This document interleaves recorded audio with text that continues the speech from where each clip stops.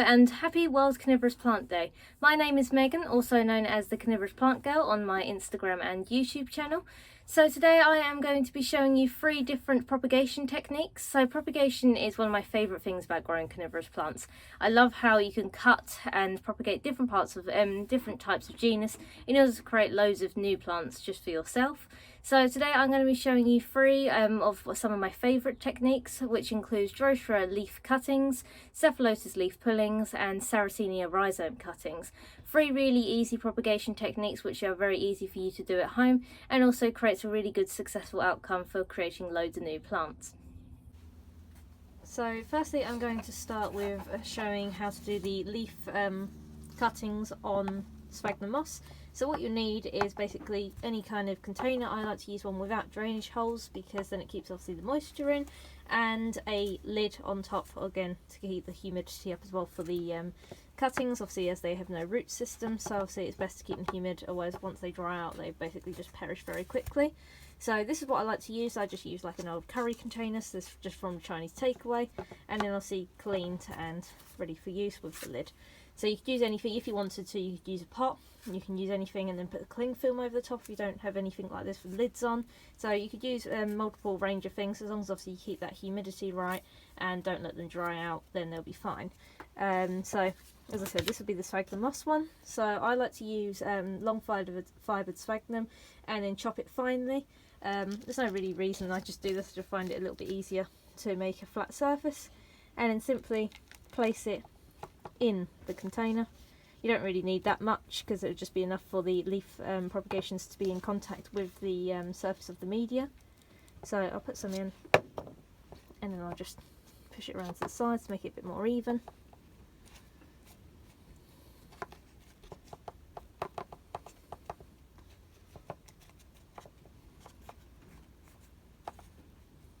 Like so. And then all I'll do is basically water that one with a watering can. So I like to have my sphagnum moss wet to the touch, so basically when you touch it you'll see there's some moisture that comes out of it like so, and I find this is the best way for the leaf propagations to work, so they're sitting basically in contact with water, hence why the water method also works really well. It is that obviously moisture that really helps the leaf propagation. So now I'm just going to show how to correctly take some leaf cuttings from the Drosera. So I'm going to get various plants of different leaf shapes and sizes and just basically show you the simple process of taking the cuttings. So you can use a wide range of Drosera, anything from tropical Drosera to temperate Drosera. The only ones I found that obviously doesn't work as well with is the Drosera, so it can work with them, but it's a lot harder to get success. It's a lot easier to do the root cuttings from them, which I will also show in a later video, and as well as like pygmy sundews as well. Again, that can work, but again it's a lower success rate. But anything from your typical Drosera like Drosera capensis is a very easy one to take. So this is my Drosera Adelaide, and I'm simply going to grab the leaf and I'm going to cut it near the base and then simply place it, and I'm going to just push it down a bit. So you can wear gloves with this, obviously you're going to get very dewy and expect that, so you can either wear gloves, just do it bare hand. It's obviously as long as you wash your hands afterwards then it's not going to be too much of an issue. It's not like you're going to be digested by the plants. And you can take as many cuttings off your plant as you desire. So obviously if you've got a smaller plant with not many leaves, you might not want to take as many. But obviously I'm going to take several of different ones. But as you can see, a simple process. You simply cut off the leaf again with scissors, or you could use like some pruning snips as I've got here. And then you simply place it onto the moist sphagnum. Make sure the whole leaf is in contact with it to stop it drying up. And then I will grab a few more. So I'm going to use a few of my newer sundews, obviously as a good demonstration for people, and also because these are the ones that I would like to propagate myself. So again, something with like smaller leaves, like this is my Venusta, you again cut it by the base and then you get a leaf like that, and once again place onto the soil. So it can be a little bit harder with the smaller leaves which are very dewy, but yeah, simply contact into soil and then like that, and then just repeat it with some other ones. So I've got my Hamiltonii here, which has got a little bit affected by the cold recently, but the leaves should work just the same. It's obviously nice to get a fresher leaf from the top of the plant. Sometimes I found it does also work on some of the older leaves of the plant. I might take a couple off this one. But you know, it's all trial and error at the end of the day. Obviously you might not get 100% success rate, but I find this method really easy and you usually do get quite a high success rate. I'm going to use something even smaller. Sorry for the rocking. So this is my Calencia, and I'm just going to take a very small leaf off of there, like that, and once again place it onto the soil. So I'm just going to show you cutting larger leaves like Filiformis and Bonata, and showing you how you can also use those for leaf cuttings.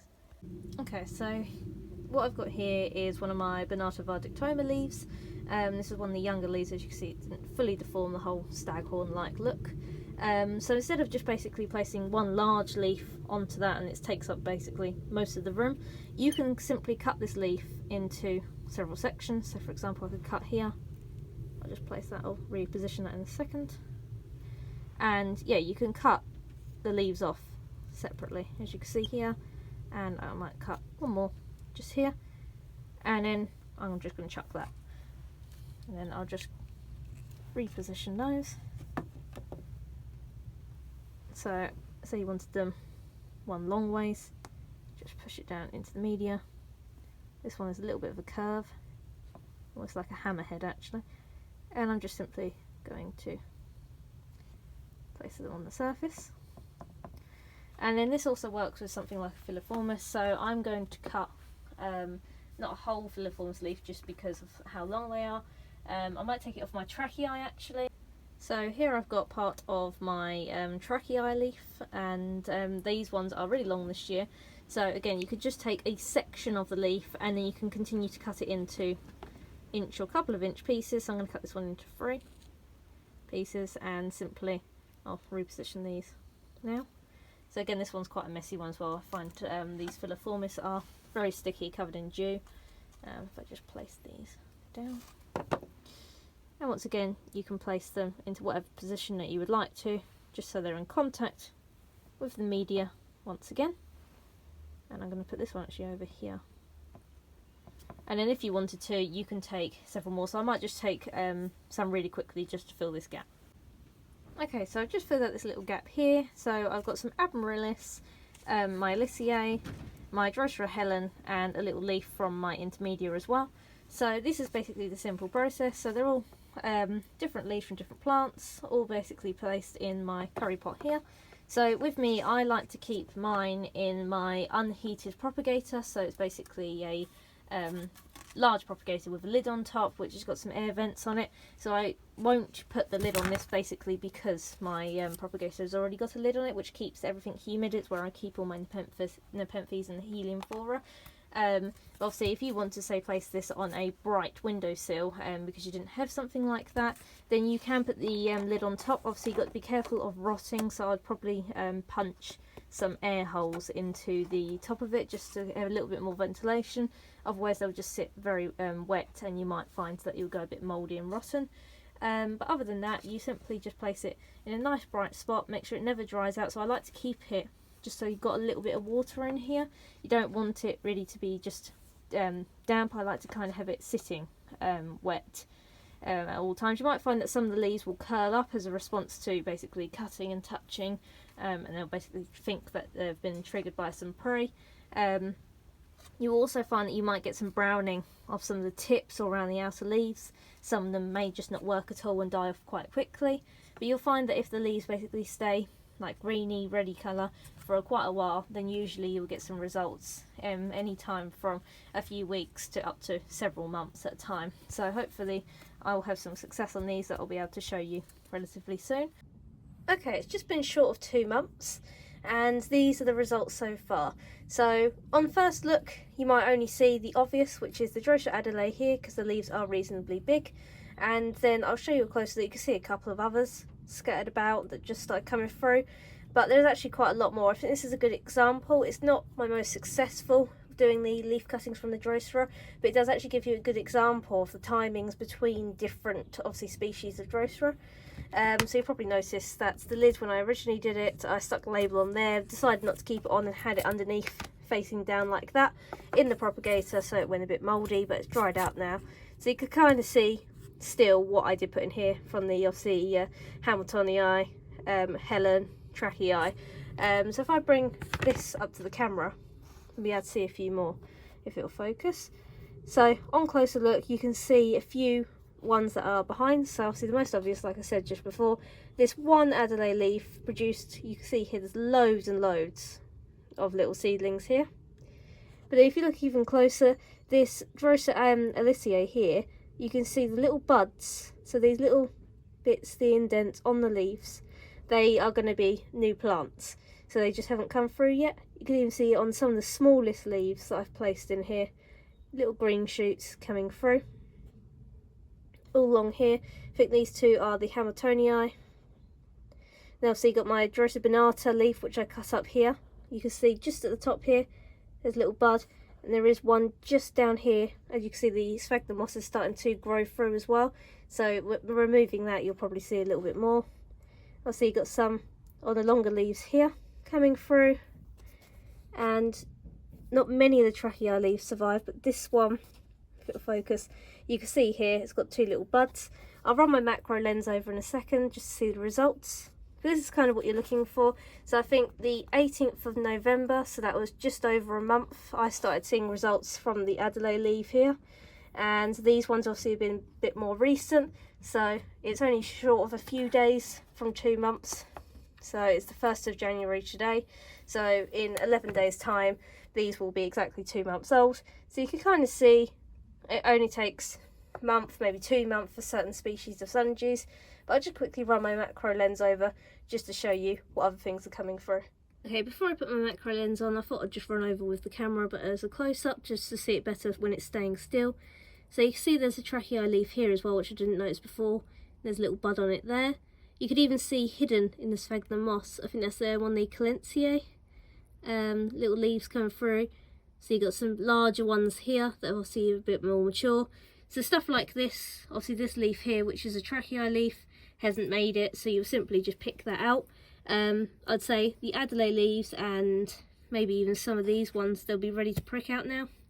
But before that, I literally just get some tweezers and take them out like that, just to clean it up, just to stop those bits going mouldy. But you can see here, even on the smallest leaves, which again I do think they might have either been Admiralis leaves or more Calentiae, you can see here they've just got little strikes, and just about loads of strikes on that Drosera Adelaide leaf there.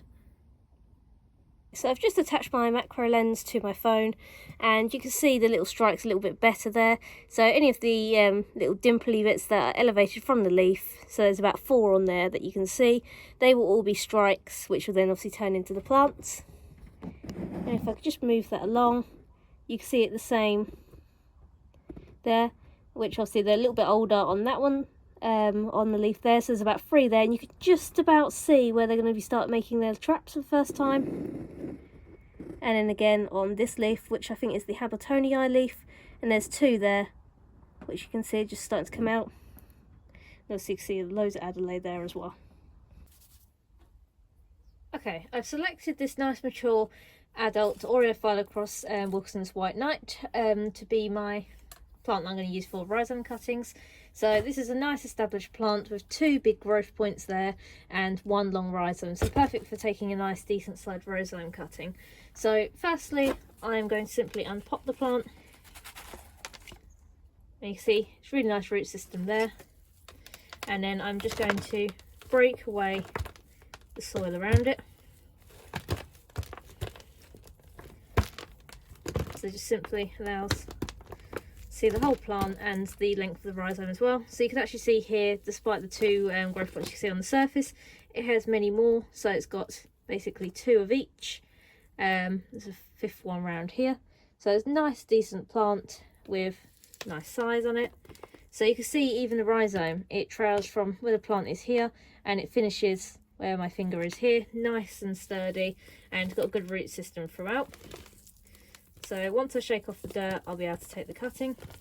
Okay, so once you have removed the soil from the Sarracenia, like so. You can see the root systems. You can see where the rhizome at the back here has got several roots, so coming down, and especially on this side as well. So usually I take about 1 inch or so size wise of the rhizome cutting, but I'm simply going to take this whole section, which is folded over here. So you grab a nice sharp pair of secateurs, and I'm simply going to find a place where I can put in the secateurs like that, and then make a cut. So nice easy cut. You can see the white inside of the rhizome there, nice and healthy plant, and then you just very, very gently pull it away from the root system. It might be a little bit entangled based on obviously how the plant has grown, especially for the more mature plants. Okay, and this is what you're ending up with. So you got parts of the rhizome of the Sarracenia. Obviously you can see in the middle it's nice, white and healthy, which is always a good sign. And then it has got a slight root system, so sometimes you have quite a lot of roots, sometimes it could just be a little bit. I've also found that no roots on the rhizome cutting will also work. So anything that looks like this is what we're going to work with. And we'll simply pop this up, and this is what will produce a new Sarracenia. So it doesn't matter if it's got any more growth. The rhizome cuttings are one of the simplest methods that I've used. Very easy to take care of, and basically treat as a Sarracenia from obviously the cutting. So I'll just show you how to pop this one up. Okay, so firstly you just need a pot. So I'm using a 7cm squared pot. These are my preferred pots of choice for younger seedlings and rhizome cutting, especially when they're about this size, because they fit quite nicely and the root system doesn't touch the bottom of the pot either, which means it still has a little bit of growth room. So potting this up, you simply need to get your chosen carnivorous plant mix. So I'm using peat and perlite.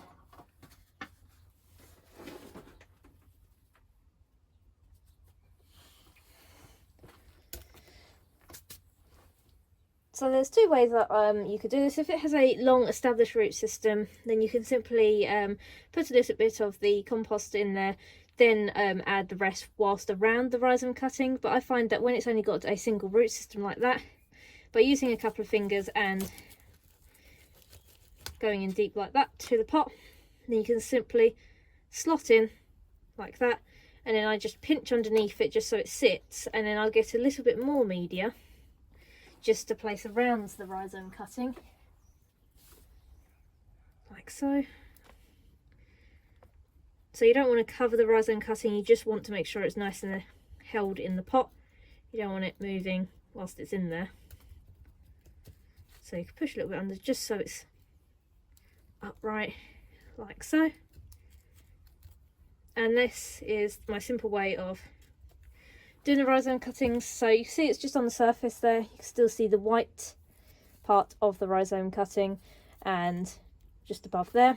Then I will simply sit this in some water, rainwater, and make sure it's fully moist, and then I'll simply place it in with the rest of my Sarracenia, and that's it. I literally will then wait till spring. I leave mine in the unheated greenhouse all year round. There's nothing special you really need to do with the rhizome cuttings. This is the best way I've always found to propagate Sarracenia really quickly. And after that you simply wait, and within a year or so they do get to a decent size. So I'll just quickly show a couple that I've done in previous years. Okay, and here's a selection of rhizome cuttings that I've taken in previous years from different Sarracenia. So the best example I could probably show is this one from the Sarracenia flava rubicorpora. So you can see here where the original rhizome was cut, and then at the front of the rhizome cutting you can see a individual plant has formed there. It's got a couple of traps just out there, and it's forming its own individual rhizome there. So there is another tiny one. It's quite hard to see with this moss growth just by the side of it there. So that's kind of a good example of what you can expect. That will come out obviously of a rhizome cutting, and I do believe they've got quite a good root system as well. I haven't yet repotted these ones to check. Other examples of how many bits of growth you can get. Some of them do grow quicker, obviously it depends on the species that you're currently growing. So this one is an Alata black tube, and you can see here that it produced two ends of the rhizome, so either end of the rhizome, which is just underneath here, which you could barely see anymore. Nice sized divisions or rhizomes either side of that one. I don't think this one's got a date on it, but this one would be one that I took last year. And finally, this one is a Sarracenia aureophylla Sour Mountain. So you can see that one I took on the 22nd of January 2021.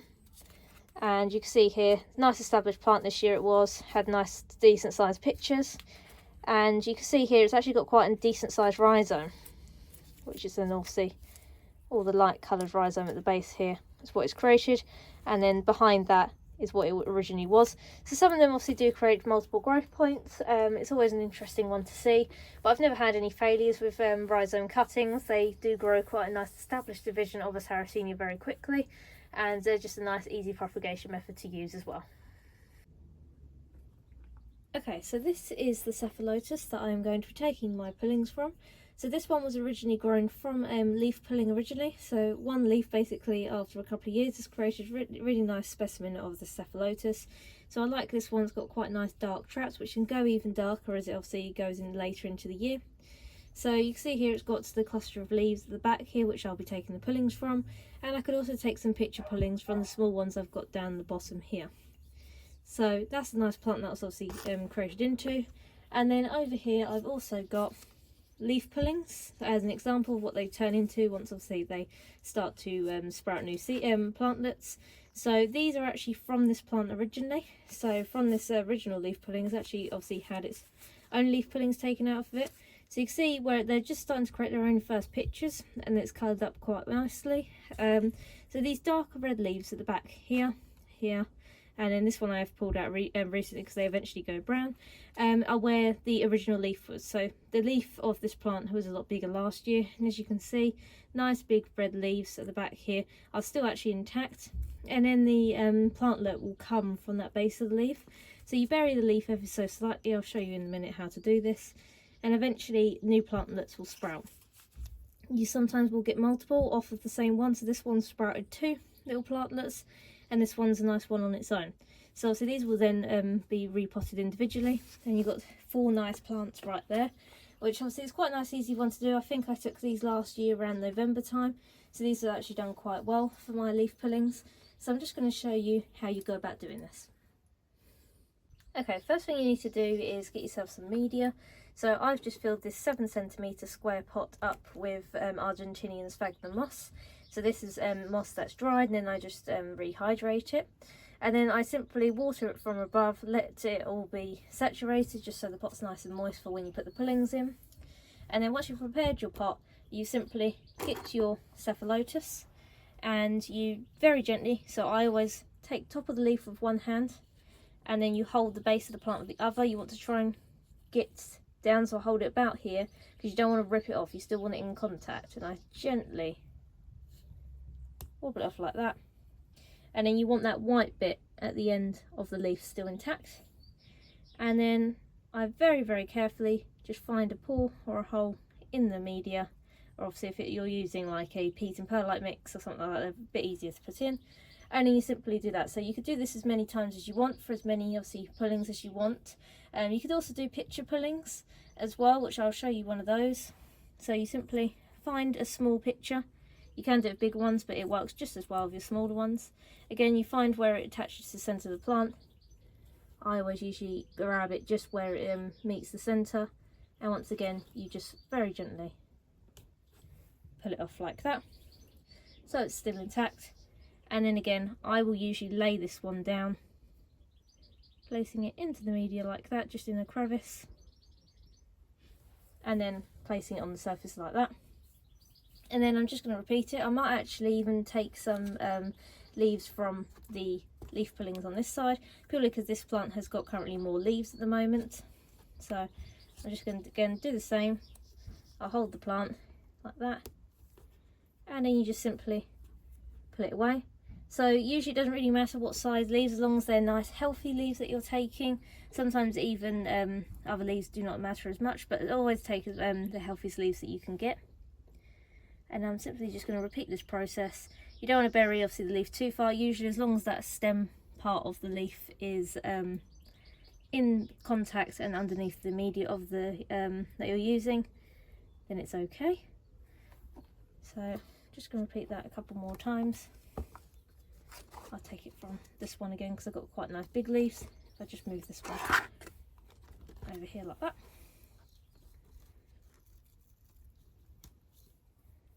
And take it, and I'm just going to repeat this.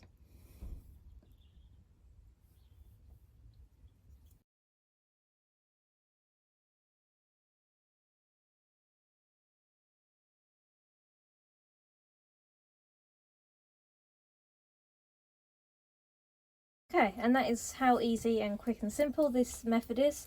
So basically you've pulled off some nice healthy leaves, place them into soil. So I've gone for 5 leaf pullings and 1 pitcher pulling. So usually I get good rates with the Cephalotus. So basically what I will do next is I will then put this into my unheated propagator inside my room, just to add a little bit more humidity, and then I will place a grow light over the top of it, and then this just kind of helps obviously to stay there. They do take several months, so it's quite a slow method, but once obviously the plants do start going, you'll see obviously the actual plants will grow quite quickly. So it just takes a while for them for you to see some plantlets. So this one took around 3 to 4 months before I started seeing anything. Sometimes it could be quicker, sometimes it could be slower, but obviously it's quite a nice, like I said, easy method and simple one. I want to thank the International Carnivorous Plant Society for letting me do these videos for the World Carnivorous Plant Day, and I hope you've all enjoyed watching these videos back and learnt some new tips and tricks about growing your carnivorous plants. It's not a surprise that gardeners, educators, and scientists are fascinated by these unique plants. The International Carnivorous Plant Society, or ICPS, not only love these plants, but welcomes growers just getting started all the way through professional scientists. The ICPS even started an annual World Carnivorous Plant Day to celebrate them. The free online event is held the first Wednesday of May. Take a look around our website and you'll find historic documents about carnivorous plants, growing guides, free educational resources, and more. Have questions? Ask. We don't bite, but our plants do.